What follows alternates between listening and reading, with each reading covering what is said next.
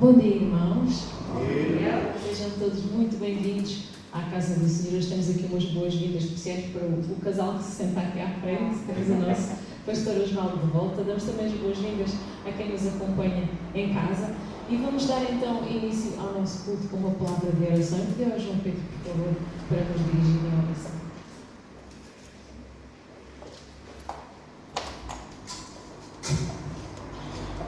Ó Deus e Pai, nós louvamos e agradecemos o Teu nome, Senhor, por este privilégio que nós temos de estarmos na Tua casa, Senhor. O propósito, Senhor, que nós aqui estamos é para que possamos ouvir-Te falar aos nossos corações, Senhor, para que possamos louvar e bendizer o Teu santo nome, Senhor, possamos prestar o culto que é devido apenas a Ti, ó Deus. Somos reconhecidos, Senhor, por aquilo que Tens feito nas nossas vidas, ó Pai. Reconhecemos, Senhor, o Teu poderio nas nossas vidas, ó Pai. Reconhecemos também a nossa insignificância, Senhor, as nossas limitações, ó Deus. E por isso nós queremos pedir, Senhor, que venhas ser com cada um dos Teus filhinhos que aqui se encontra, que veio à Tua casa, Senhor, para receber as bênçãos que Tu tens para cada um de nós, ó Pai. Nós queremos louvar e bendizer o Teu nome, Senhor, porque sabemos que Tu és o único que és digno de receber esses louvores. Queremos fazê-lo do fundo do nosso coração, Senhor. Aceita, Senhor, os nossos louvores, Senhor, aceita a nossa adoração, ó Pai.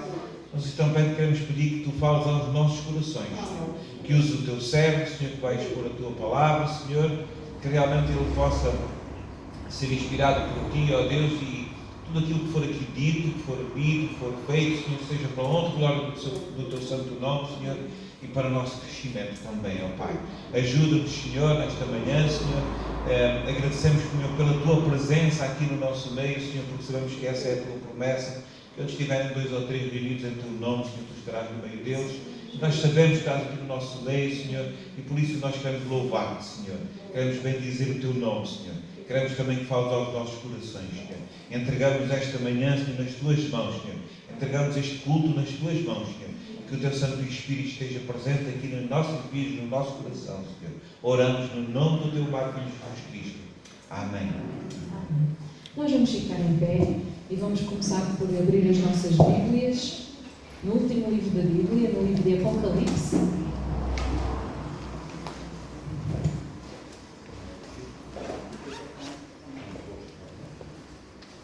Livro de Apocalipse.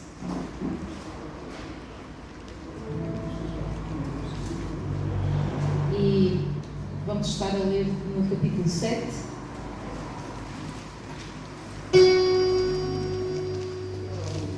Capítulo 7 de Apocalipse. E vamos começar no versículo 9 até ao versículo 17.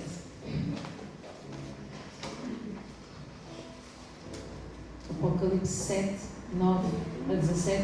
Vamos então ler todos juntos.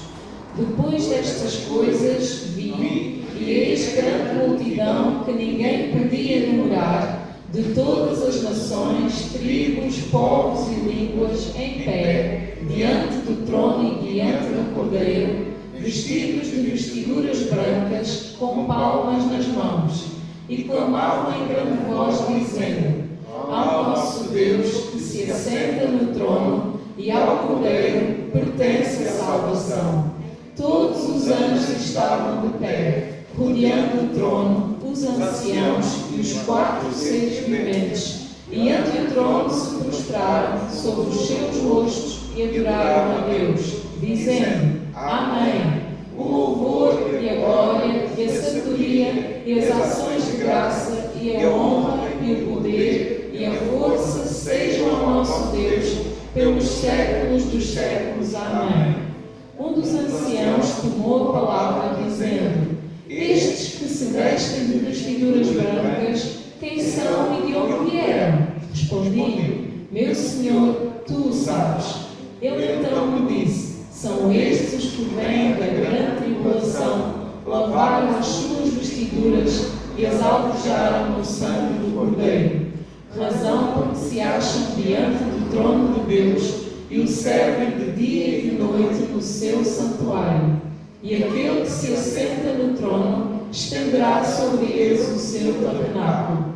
Jamais terão fome, nunca mais terão sede, não cairá sobre eles o sol, nem adorá-lo, pois o Cordeiro que se encontra no meio do trono os apacentará e os guiará para as fontes de água vívida, e Deus lhes enxugará os olhos de toda a lágrima. Amém. Podemos imaginar que um dia vamos viver isto mesmo, estar diante de Deus, louvá-lo e termos as nossas vestiduras lavadas no sangue do Cordeiro. Hoje é um domingo especial, hoje celebramos a ceia, mas queremos começar por cantar exatamente as palavras que acabámos de ler neste salmo. Nós vamos cantar o corinho dos nossos livros de cores, que é o corinho 93, e que reflete exatamente estas palavras que acabámos de ler. Vamos então louvar ao nosso Deus com a sua palavra.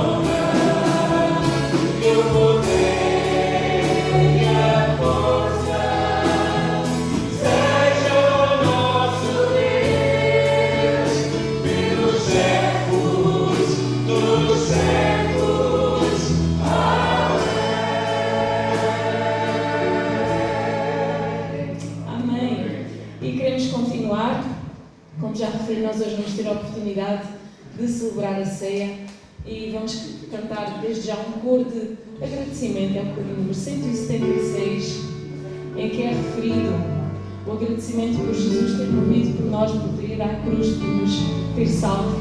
E hoje é um domingo que nós temos muito para agradecer. Particularmente nós já referimos, já temos connosco o pastor e a irmã. Agradecemos a Deus porque Ele foi com eles em todo o tempo e já os temos connosco. Agradecemos a Deus por tanta coisa, por podermos estar aqui, por nós podermos continuar a dormir, porque o Senhor nos tem guardado, nos tem protegido. Porque estamos aqui, cada um de nós, significa que o Senhor nos deu o dom da vida nesta manhã. E principalmente, que o Senhor nos deu a salvação através do seu Filho Jesus. Portanto, Senhor, te agradeço por tudo o que tens feito e tudo o que tens feito.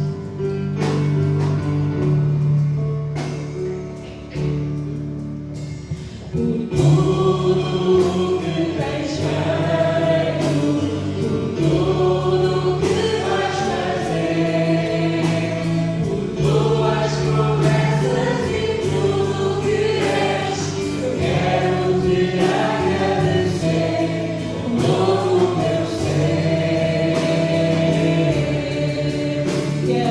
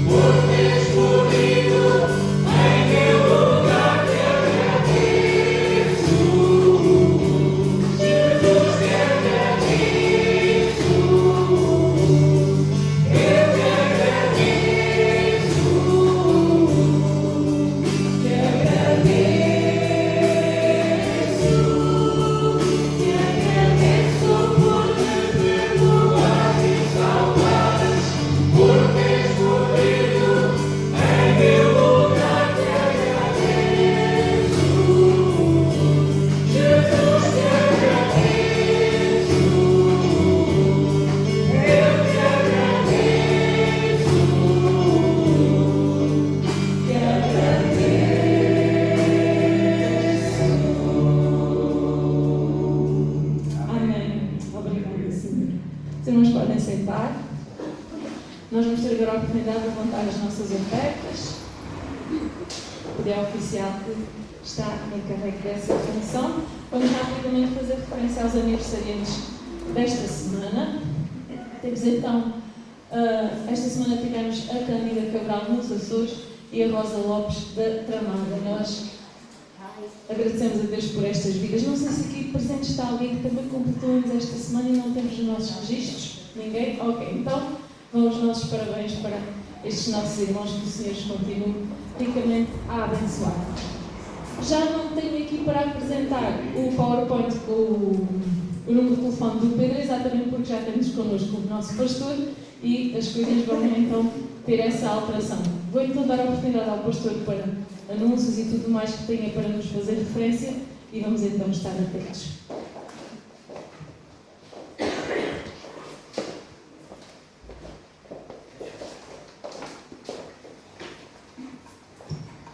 Graça e paz, amados irmãos e irmãs, que bom que chegamos, graças a Deus transcorreu tudo bem nesse período em que estivemos no Brasil, no casamento da nossa filha, na convivência com a família e demais irmãos. Queremos agradecer de coração todas as orações que foram feitas em nosso favor nesse período.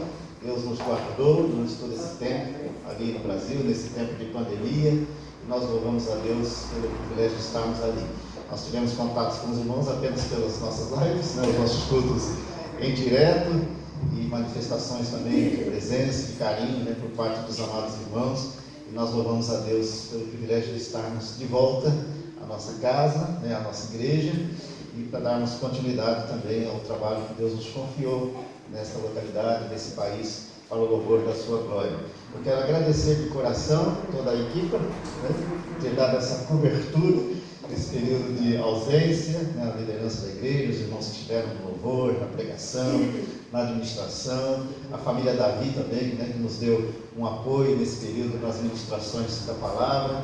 Então queremos agradecer de coração a todos os amados irmãos que deram essa cobertura durante esse período em que nós estivemos ausentes, nesse período de férias.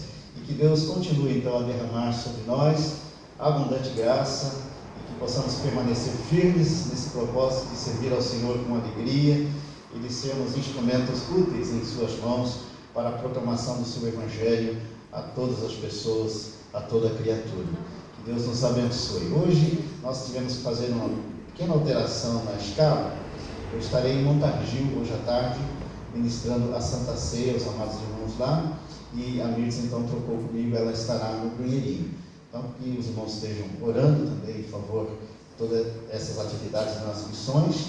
Ainda estamos em tempo de pandemia, nem tudo ainda está livre, temos que tomar todos os cuidados ainda, e nós pedimos então que os irmãos orem nesse sentido e sejam também cuidadosos, cooperem com essa organização que foi feita, e nós louvamos a Deus porque tudo tem transcorrido tão bem, na perfeita paz e harmonia. E nós agradecemos esta compreensão e a cooperação também dos irmãos nesses tempos difíceis que nós temos vivenciado. Eu trago um abraço fraterno de toda a minha família, dos meus familiares do Brasil e das igrejas também por onde nós passamos, porque embora estivéssemos de férias, fomos também solicitados para ministrar a palavra do Senhor em algumas igrejas. Eu trago então essa palavra de saudação de várias igrejas do Brasil aos amados irmãos.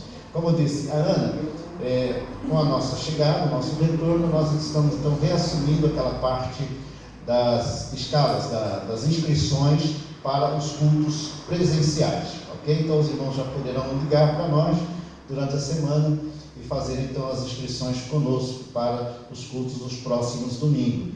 O Pedro Felipe encontra-se em Leiria, então ele não está conosco, retomou os seus estudos lá em Leiria, então ele já não está conosco. Eu quero também já registrar também a minha gratidão ao Pedro Felipe, e nesse período então esteve fazendo as inscrições dos irmãos para os nossos cultos. Deus nos abençoe e continue então a derramar sobre nós a abundante graça. A Karen está casada, agora o ninho ficou mais vazio ainda. Só falta uma agora para se casar.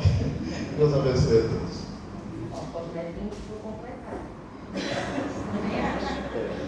Irmão Carlos, por favor.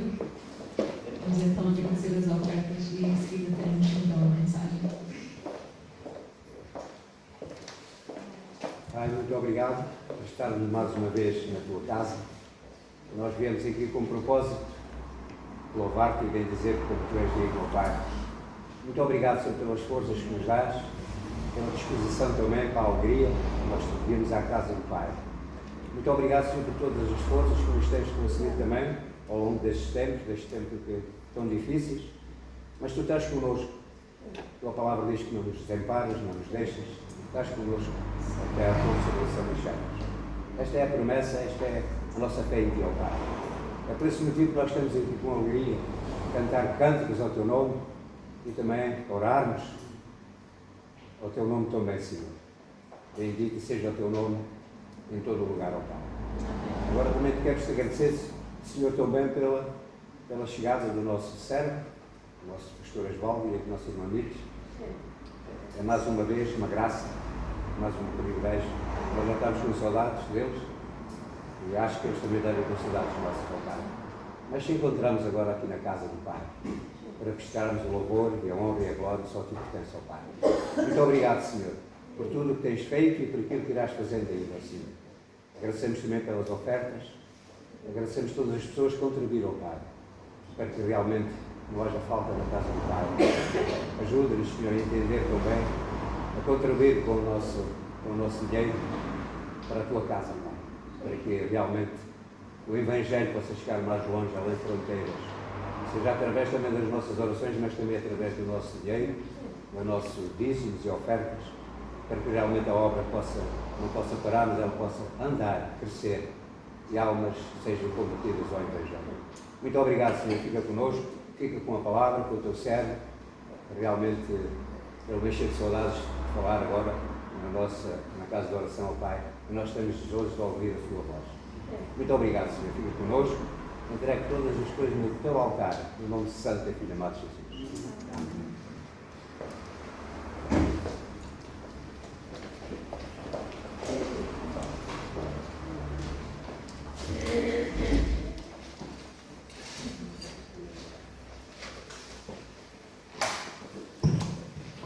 Convido a todos a abrirem as suas Bíblias na Epístola de Paulo aos Efésios, no capítulo 6, onde basearemos a nossa meditação e reflexão nessa manhã de domingo, quando também teremos o privilégio de celebrarmos a ceia do Senhor. Efésios, no capítulo 6, a partir do versículo de número 10. E à medida que os irmãos se encontrarem, coloque-se em pé, por gentileza, em reverência à palavra do Senhor, para procedermos então esta leitura. Epístola de Paulo aos Efésios, no capítulo 6, a partir do versículo 10, onde encontramos as seguintes palavras: quanto ao mais, sede fortalecidos no Senhor e na força do seu poder. Revesti-vos de toda a armadura de Deus, para poderdes ficar firmes contra as ciladas do diabo. Porque a nossa luta não é contra o sangue e a carne, e sim contra os principados e potestades, contra os dominadores deste mundo tenebroso, contra as forças espirituais do mal nas regiões celestes. Portanto, tomai toda a armadura de Deus, para que possais resistir no dia mau, e depois de terdes vencido tudo, permanecer inabaláveis. Estai, pois, firmes, cingindo-vos com a verdade e vestindo-vos da couraça da justiça, calçai os pés com a preparação do Evangelho da paz, embraçando sempre o escudo da fé, com o qual podereis apagar todos os dardos inflamados do maligno. Tomai também o capacete da salvação e a espada do Espírito, que é a palavra de Deus, com toda oração e súplica, orando em todo tempo no Espírito, e para isto vigiando com toda perseverança e súplica por todos os santos, e também por mim, para que me seja dada no abrir da minha boca a palavra, para com intrepidez fazer conhecido o mistério do Evangelho, pelo qual sou embaixador em cadeias, para que em Cristo eu seja ousado para falar como me cumpre fazer. Amém, amados? Vamos orar mais uma vez? Obrigado, Deus e Pai, pela Tua palavra. Esta é uma palavra viva, eficaz, verdadeira, poderosa, transformadora, digna de inteira aceitação. Fala conosco mais uma vez através da palavra. Ilumina a nossa mente para compreendê-la. Quebranta o nosso coração para acolhê-la com humildade, de maneira que esta palavra venha transformar a nossa vida. Fica à vontade entre nós, ó Deus, e ministra a palavra ao nosso viver. Assim oramos agradecidos, em nome do Senhor Jesus, o Teu Filho amado, e todo o Teu povo diz amém e amém. Todos podem sentar. Essa expressão encontrada logo no início do versículo 10, quanto ao mais, revela, na verdade, a parte conclusiva dessa epístola, escrita pelo apóstolo Paulo, quando se encontrava preso numa prisão em Roma, por volta do ano 58 a 60 depois de Cristo, que é quando ele escreve então essa carta, essa epístola aos amados irmãos estabelecidos na cidade de Éfeso. E essa expressão então, quanto ao mais, ela conclui todos os temas e assuntos que o apóstolo Paulo tratara nos capítulos anteriores.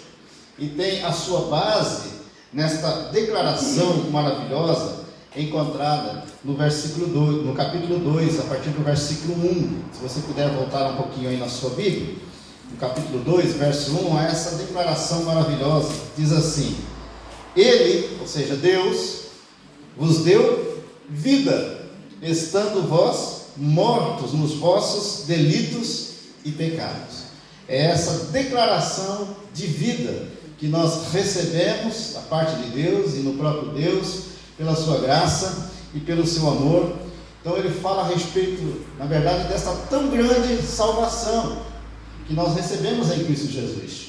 Quem nós éramos e a posição em que nós nos encontrávamos antes de Cristo, e quem nós passamos a ser e a posição que passamos a ocupar em Cristo Jesus, como fruto da graça e do amor de Deus para conosco, que nos envolveu nesta grande esfera de bênçãos espirituais nas regiões celestiais em Cristo Jesus, conforme o capítulo 1.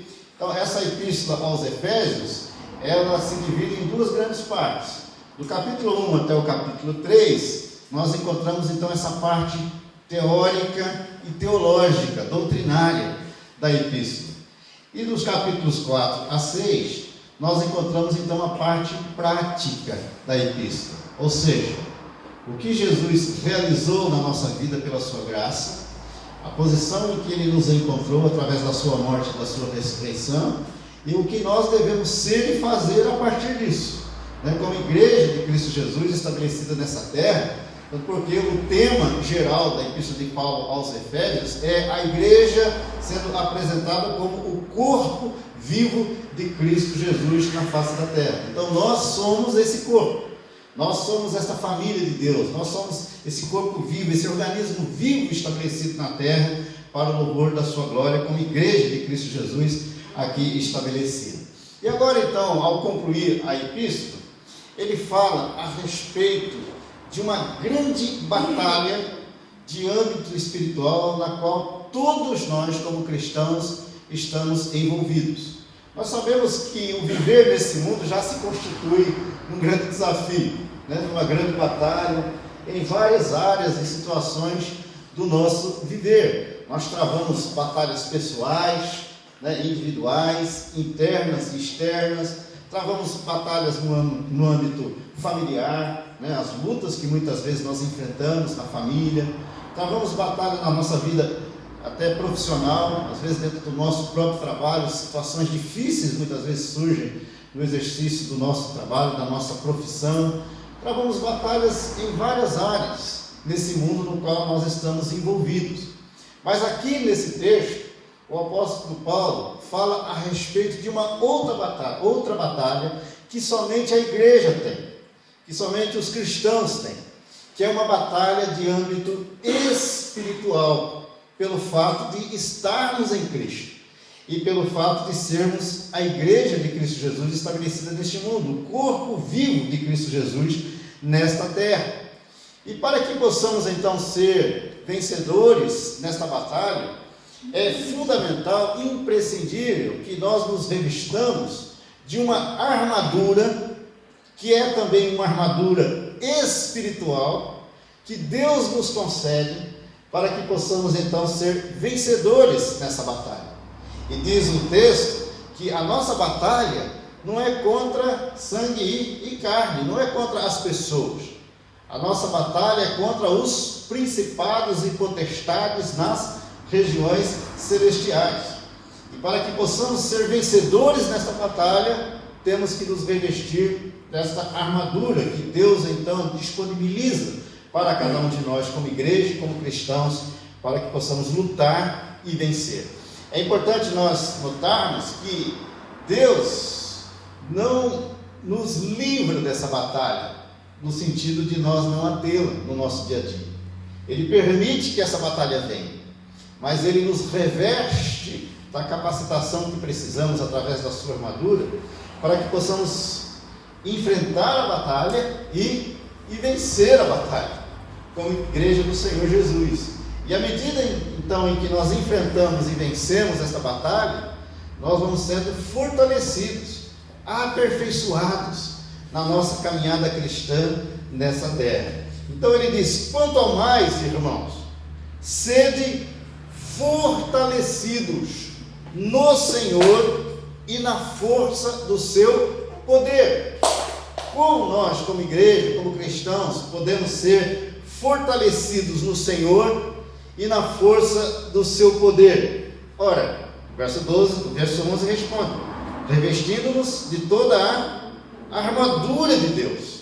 Porque quando nós nos revestimos da armadura de Deus, nós teremos condições então de ficarmos firmes contra as ciladas do diabo. Então a nossa batalha é contra o diabo e contra os principados e potestades nas regiões celestiais. E para vencermos então essa batalha, nós precisamos estar revestidos da armadura de Deus. Versículo de número 13 diz assim: portanto, tomai toda a armadura de Deus, para que possais resistir no dia mau, e depois de ter desvencido tudo, permanecer inabaláveis. Então nós vamos enfrentar essas batalhas da vida e temos que resistir a essas batalhas. E ao resistirmos, nós vamos vencer as batalhas.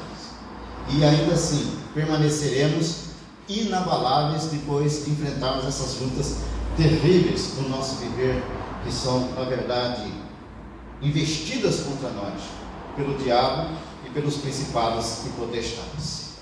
Quando o apóstolo Paulo fala a respeito de armadura aqui, ele está pensando na figura do soldado cristão, do soldado romano, aliás, e a armadura do soldado romano, e a armadura que cobria desde a cabeça até os pés.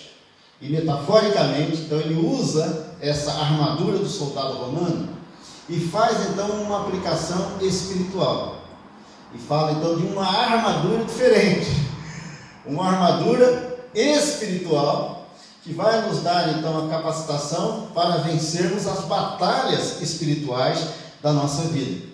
Coloque o dedo aí nesse texto e abra comigo, por favor, em 2 Coríntios, capítulo 10.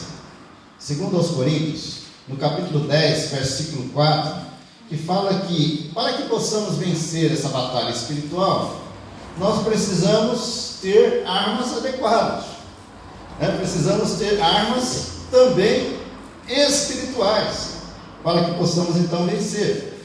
Capítulo 10 de 2 Coríntios diz assim: porque as armas da nossa milícia não são carnais, e sim poderosas em Deus, para destruir fortalezas, anulando nós sofismas e toda altivez que se levante contra o conhecimento de Deus, e levando cativo todo pensamento à obediência de Cristo.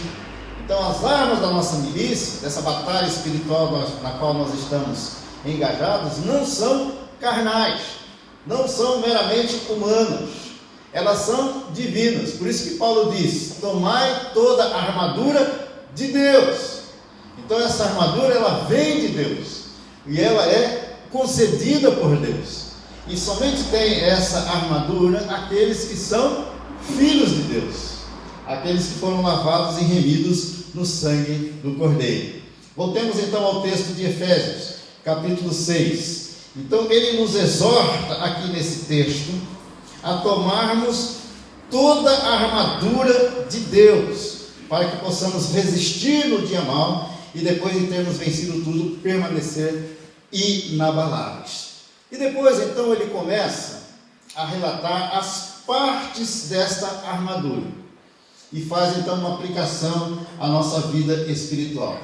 A primeira parte da armadura encontra-se no versículo 14, que diz assim: estai, pois, firmes, cingindo-vos com a verdade. Então ele fala a respeito do cinturão da verdade. Então essa armadura, ela tinha um cinturão que apertava a armadura e ajustava a armadura ao corpo. Então diz o texto que nós precisamos, à semelhança do soldado romano, que colocava aquele cinturão e ajustava a sua armadura, e esse cinturão servia também para ele carregar, a espada. Ele diz que nós também devemos nos cingir com esse cinturão, que é, na verdade, o cinturão da verdade. Ora, o que é a verdade? Cristo é a verdade. O Evangelho é a verdade. E é desse cinturão, então, que nós devemos apertar, que nós devemos nos cingir. Lá em João capítulo 8, versículos 32 e 36, diz assim: conhecereis a verdade e a verdade vos libertará. Se o Filho, que é Jesus Cristo, vos libertar, verdadeiramente sereis livres. Capítulo 1, versículo 14 de João, diz que o Verbo, que é Jesus, se fez carne e habitou entre nós, cheio de graça e de verdade. Então Jesus é a verdade, o Evangelho é a verdade, e é desse Evangelho que nós então precisamos nos cingir, para que possamos ser bem-sucedidos na nossa caminhada nessa terra.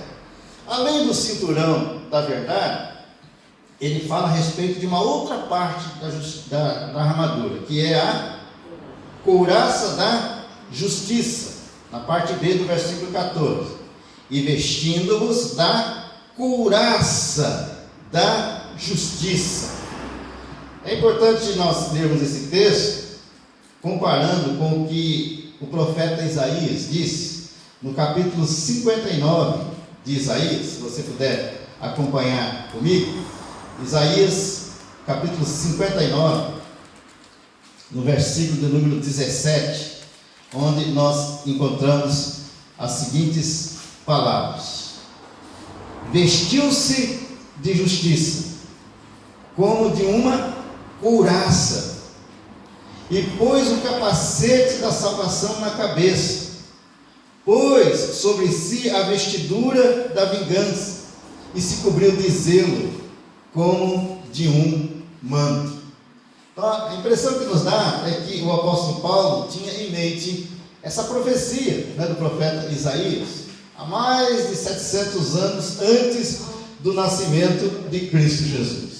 Então diz o texto que, além de nós nos cingirmos com o cinturão da verdade, nós precisamos também nos revestir da couraça da justiça.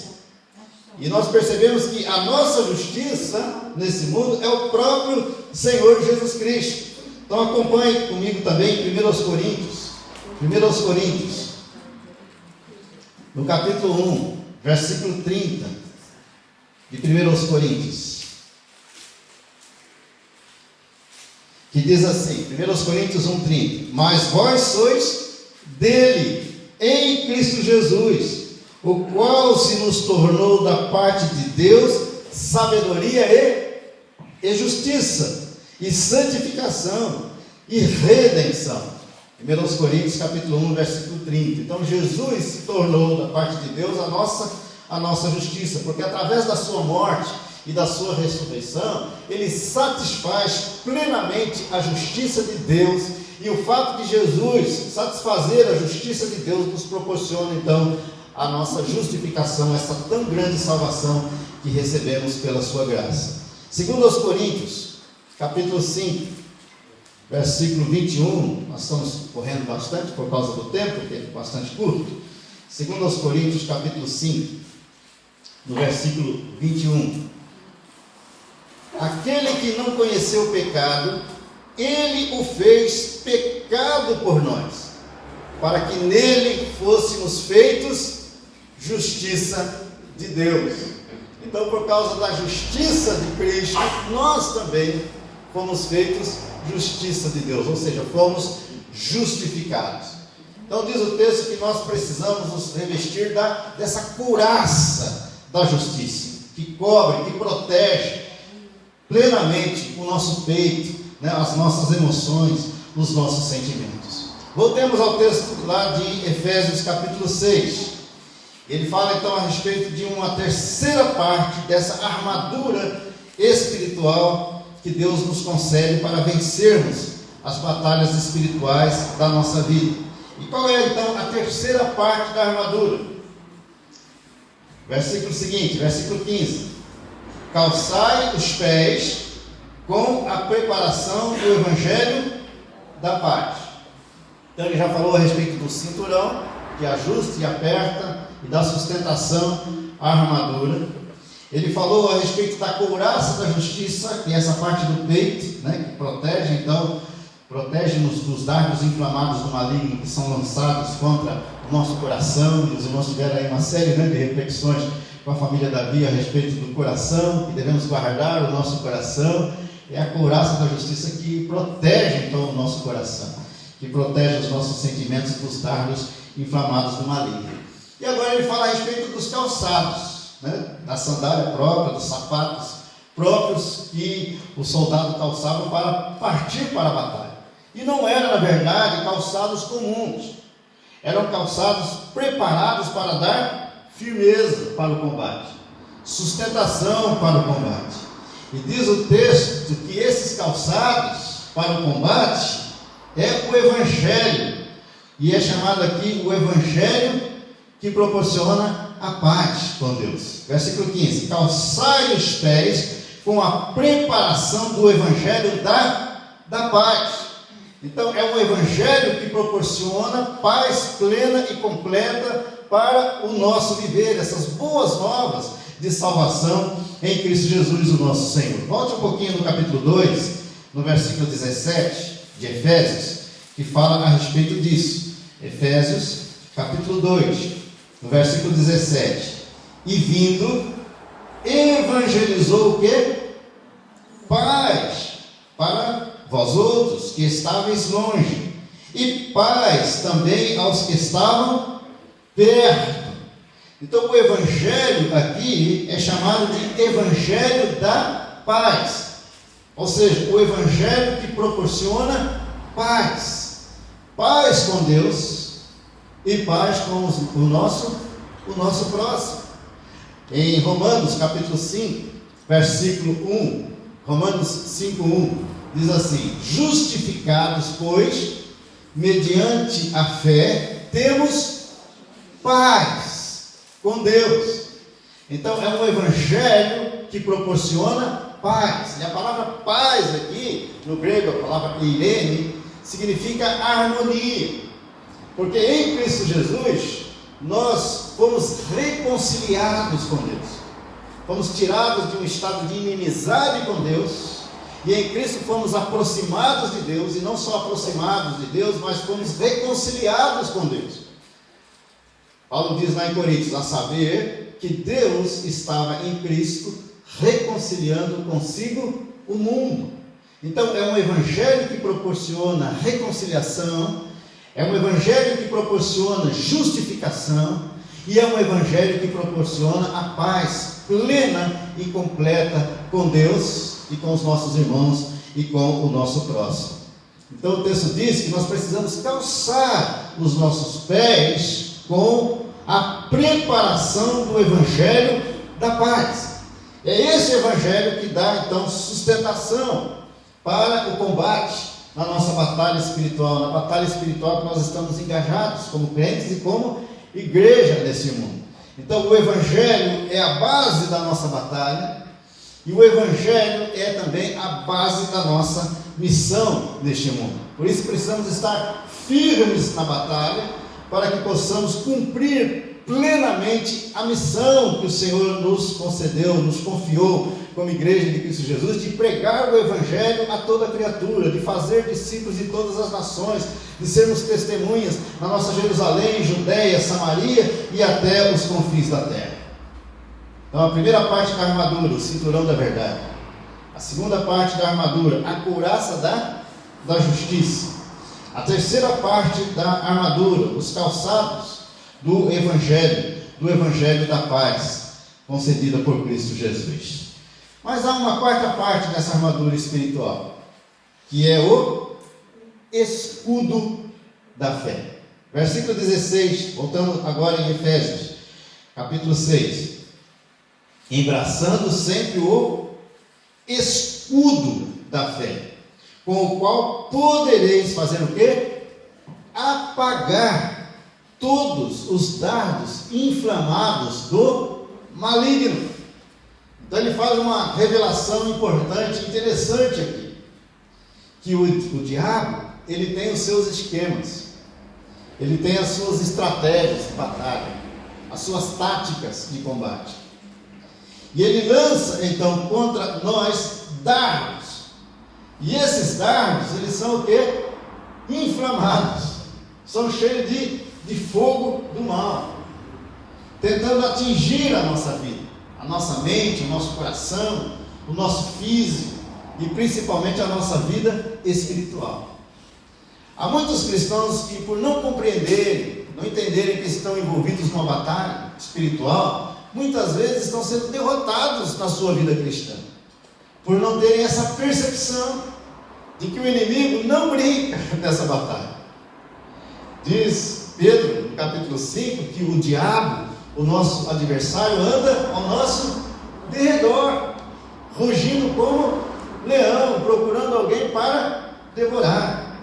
Por isso que Tiago diz: sujeitai-vos a Deus e resisti ao diabo, porque ele fugirá de vós. Mas não temos condições de resistirmos ao diabo se nós não nos sujeitarmos primeiramente a Deus e a sua palavra e nos revestirmos da sua armadura para partirmos para o combate, absolutamente certos de que no Senhor nós somos mais do que vencedores. Quando ele fala a respeito do escudo da fé, nós entendemos que Paulo está pensando naquele escudo maior, usado para o combate, porque haviam dois escudos, né? O escudo menor, que era para as batalhas individuais, que eram travadas pelos soldados, e um escudo maior que protegia todo o corpo. Os irmãos que assistem os filmes, né, aquelas batalhas antigas, podem imaginar esse tipo de combate.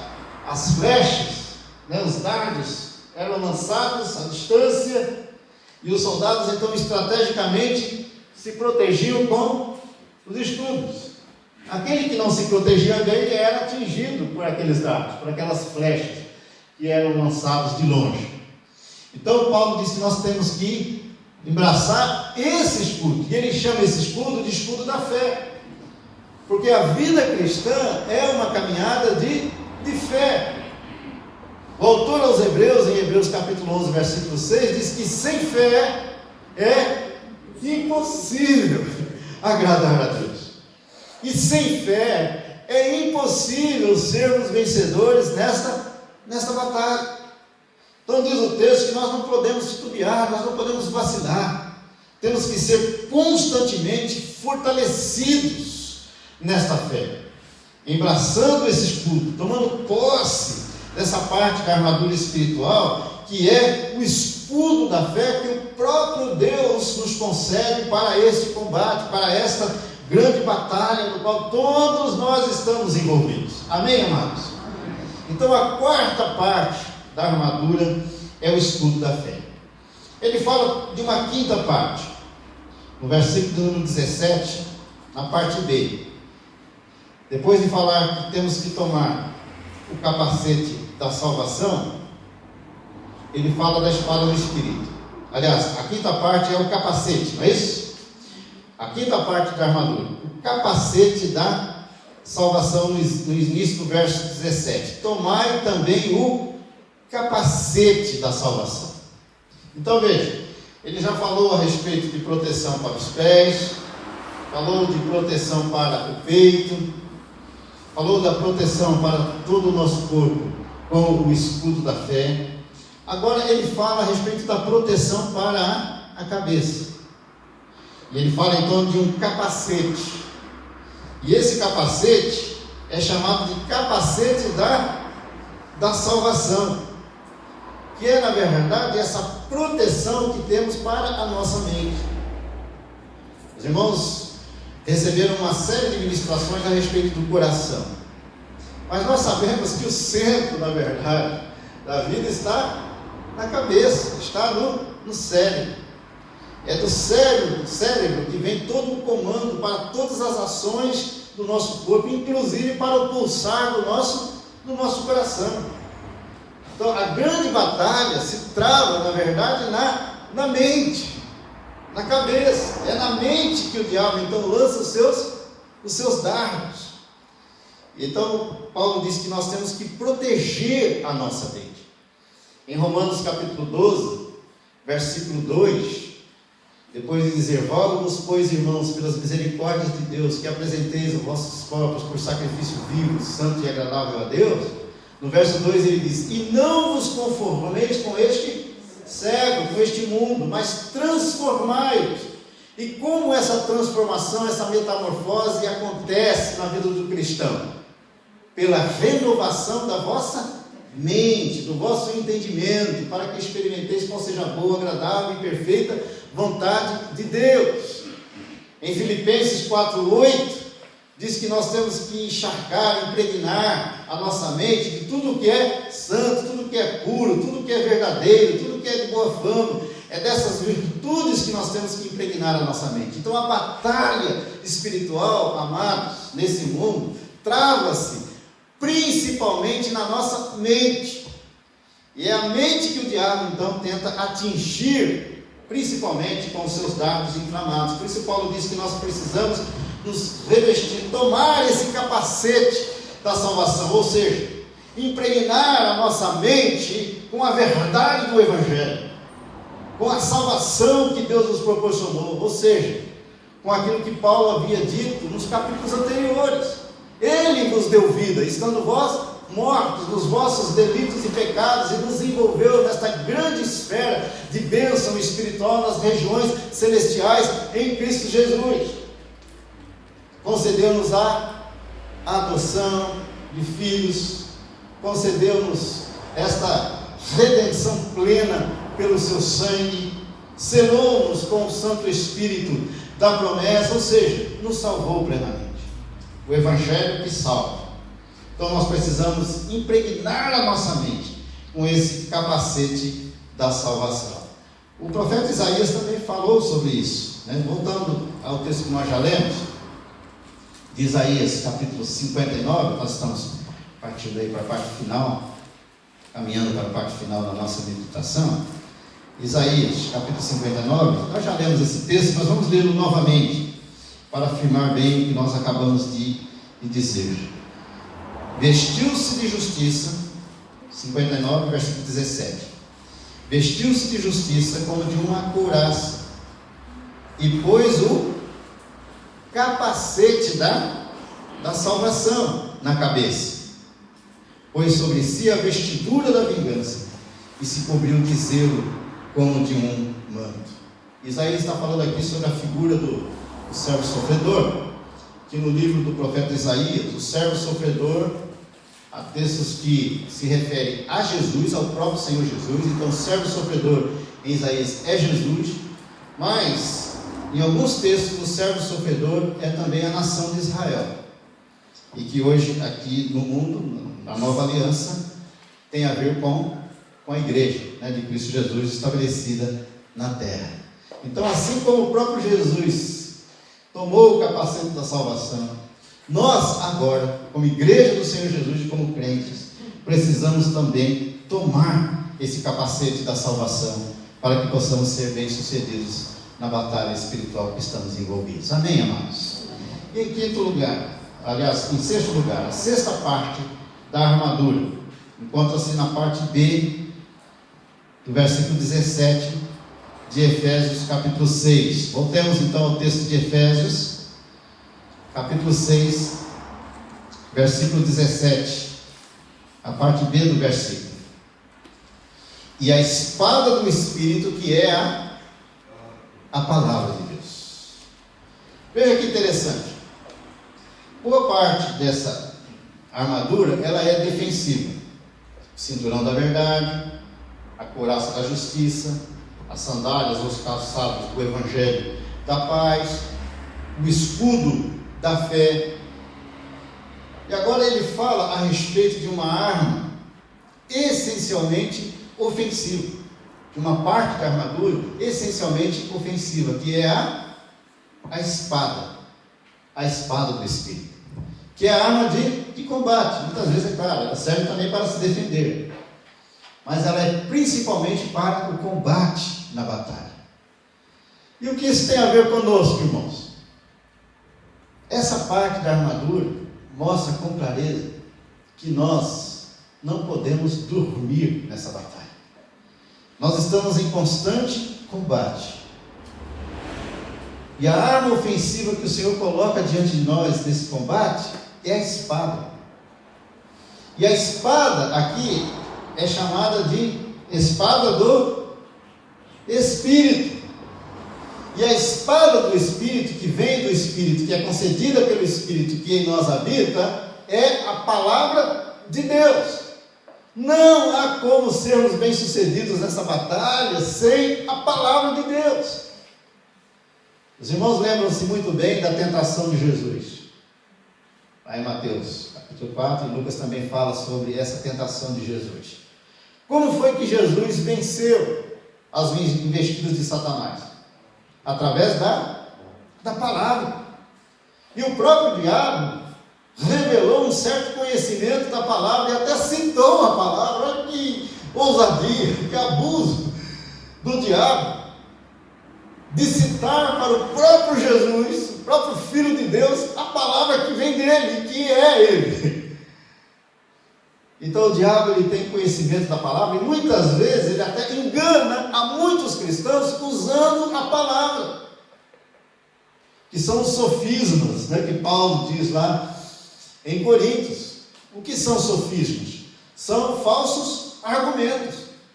E há muitos crentes usando e interpretando a palavra a seu bel prazer, conforme os seus pensamentos e vontades. Às vezes até usa, até cita a palavra, até cita versículos bíblicos para confirmar a sua vida de pecado, a sua vida de erro. Então nós, amados, só seremos mais do que vencedores nessa batalha se nós soubermos utilizar bem, porque não basta ter a espada, tem que saber usá-la. Ele está falando aqui de metáforas, né? De símbolos, de figuras de linguagem. E ele mostra então que a espada, essa arma de combate que Deus coloca em nossas mãos, além de nos conceder toda a armadura de proteção, é a palavra de Deus. Então nós precisamos ter as nossas vidas embasadas na palavra, firmadas na palavra. Precisamos conhecer a palavra, precisamos ler a palavra, meditar na palavra, estudar a palavra, porque quanto mais conhecimento nós tivermos da palavra, mais condições teremos de vencer as batalhas da nossa vida. É pela palavra de Deus que nós combatemos e vencemos o diabo e os principados e potestades nas regiões celestiais. Efésios também fala, o apóstolo Paulo fala de forma geral, em várias epístolas suas, que essa batalha ela pode ter também outras dimensões. Além de ser uma batalha contra o diabo e os principados e potestades nas regiões celestiais, essa batalha é também contra o mundo. Ou seja, os pensamentos do mundo, os padrões do mundo, a filosofia de vida do mundo. O próprio Senhor Jesus disse que o mundo nos odeia. O mundo não nos ama. E nós travamos então todo esse combate, com toda essa pressão que nós sofremos no mundo e do mundo, né, como igreja do Senhor Jesus estabelecida nessa terra.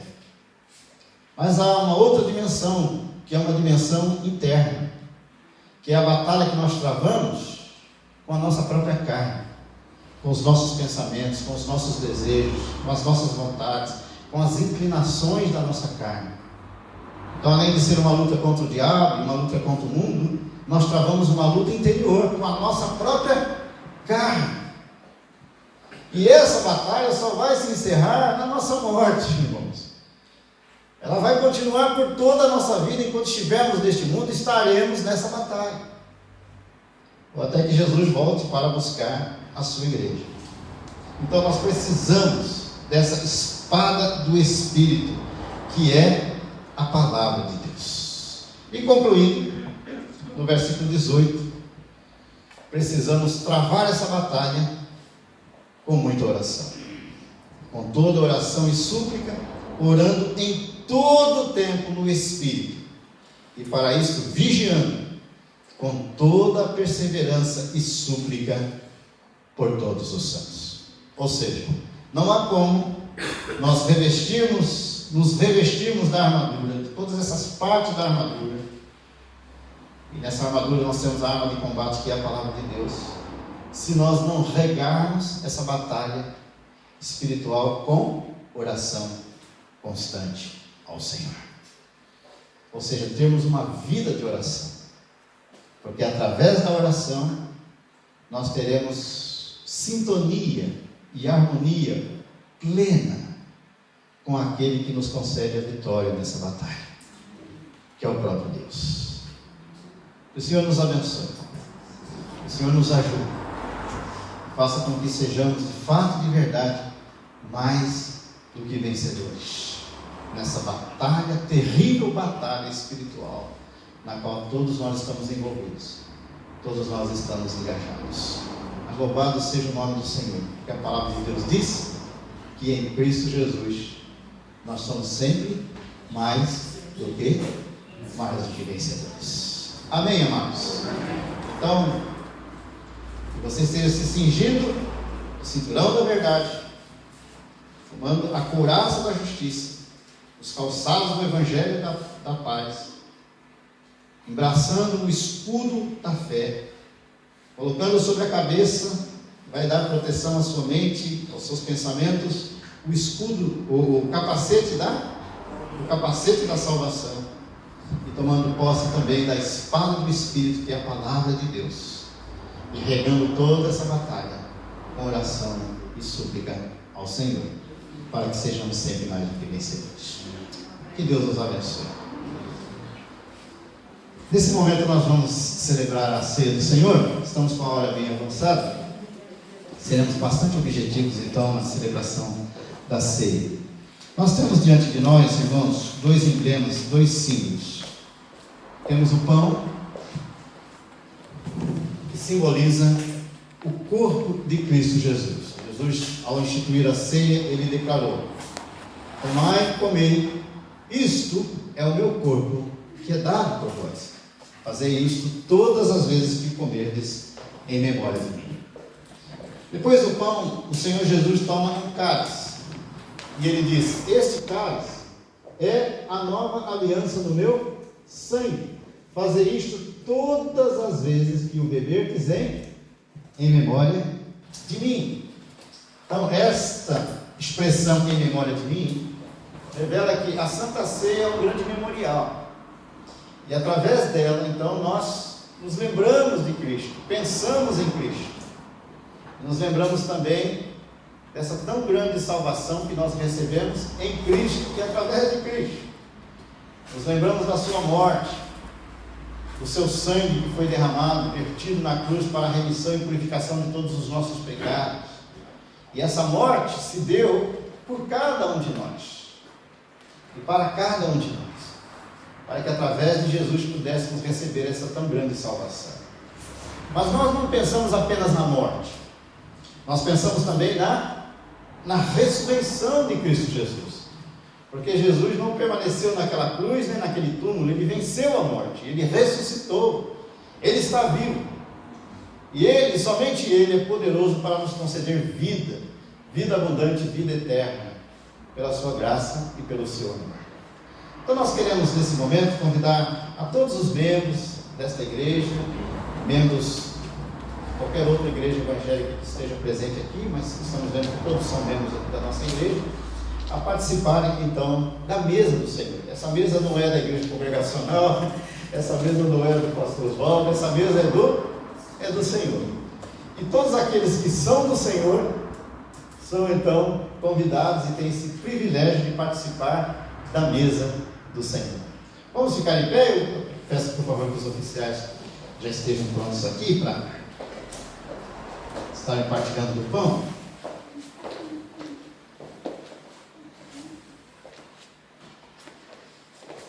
Eu vou pedir por gentileza que a missionária Mirtz olhe ao Senhor agradecendo a Deus então pelo pão. Oremos. Senhor, nós damos graças a Ti pela Tua graça, pela Tua presença, pelo Teu sacrifício. Te damos graças, Deus, porque através de Jesus Cristo, a justiça do Senhor nas nossas vidas, nós fomos perdoados completamente, limpos de todos os nossos pecados.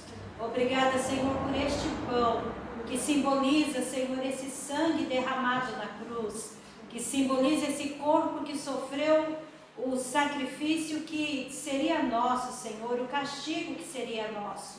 Nós pedimos ao Senhor que, em nome de Jesus, estejamos todos aqui preparados para esta mesa, que a nossa comunhão contigo seja feita, Senhor, debaixo do perdão e da proteção e libertação do Senhor.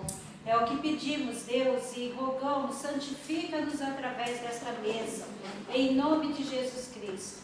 Amém. Amém. Os oficiais estarão entregando o pão, segure-o em sua mão para que possamos comungar todos juntos, simultaneamente. Ministério todo.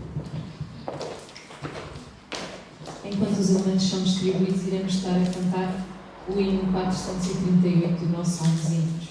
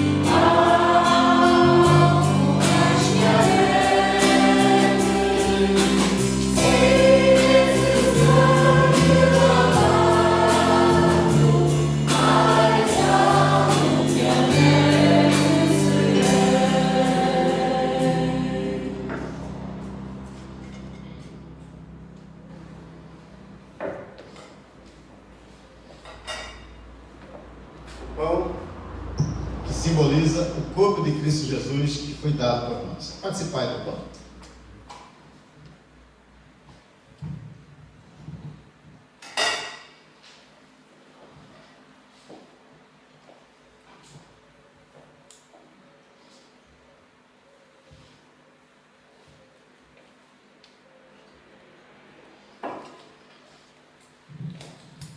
Amém, irmãos? Diz a palavra do Senhor que, por semelhante modo, depois de haver ceado, ele tomou também um cálice, dizendo: este cálice é a nova aliança do meu sangue. Fazer isto todas as vezes que o beberdes, em memória de mim. Eu vou pedir que o nosso irmão Antônio Albino ore ao Senhor, agradecendo a Deus pelo cálice. Oremos. Bendito Deus e Pai, nós te damos graças, Senhor, todas as bênçãos que nos tens mandado, Senhor. Te agradecemos, ó Pai, o sacrifício do teu amado Filho, Senhor, naquela cruz do Calvário, Senhor. Te agradecemos por este cálice, Senhor, que representa, Senhor, o sangue do teu amado Filho, nosso Senhor Salvador Jesus Cristo. E vamos tomá-lo, Senhor, todos estejam convencidos que estão dignamente tomando este cálice, Senhor, porque o Senhor Jesus nos deixou esta ordem, Senhor, que tomássemos a ceia até que Ele voltasse. Nós te agradecemos, Senhor, por tudo isto, Senhor, em nome de nosso Senhor e Salvador Jesus Cristo. Amém. Nós vamos continuar a cantar o hino 438 e os oficiais estarão então distribuindo o cálice. Os mesmos irmãos que participaram do pão estarão participando do cálice nesse momento. Quão espinhosa que Jesus por nós julgou,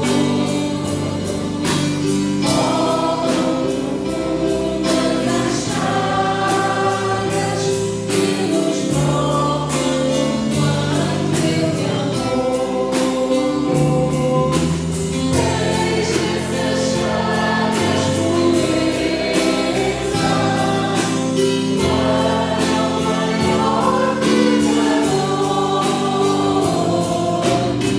Cantem mais alto que a terra, o teu sangue transforma, Senhor.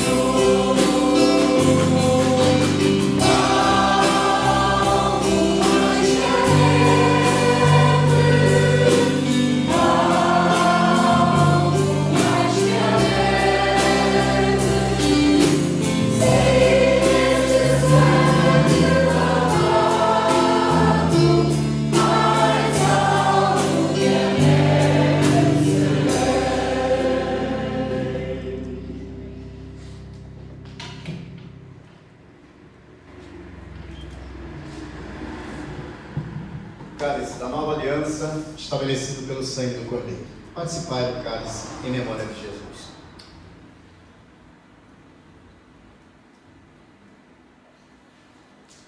Glória a Deus. Obrigado, Senhor. Cadê a nossa última estrofe? Se nós aqui confessarmos e seguirmos a tua luz, somente perdoas, purificas também, ó Jesus.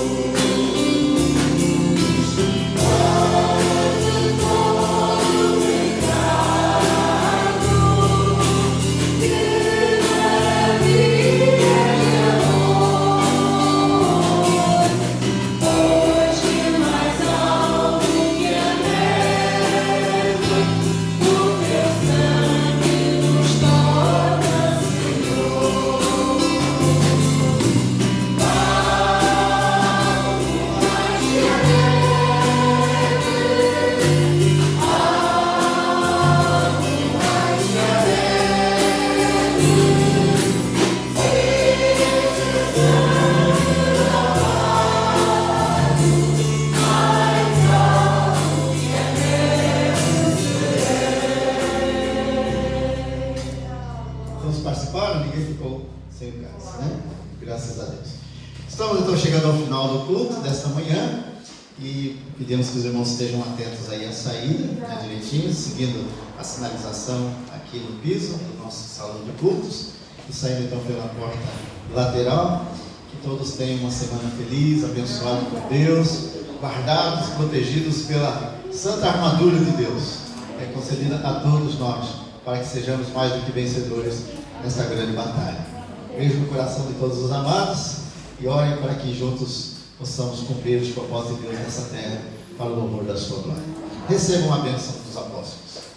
E que a graça maravilhosa de nosso Senhor e Salvador Jesus Cristo, que o amor de Deus, o nosso eterno Pai, que a comunhão, que a consolação do Espírito Santo sejam sobre todos nós e sobre todo o teu povo, Senhor, espalhado pela face da terra, desde agora e para todos sempre. Amém. Amém. Bom, na paz de Deus, evitem ficar parados aqui à porta do templo, para não provocar aglomeração e causar então alguns prejuízos para nós. Deus abençoe a todos. Vamos na paz de Deus.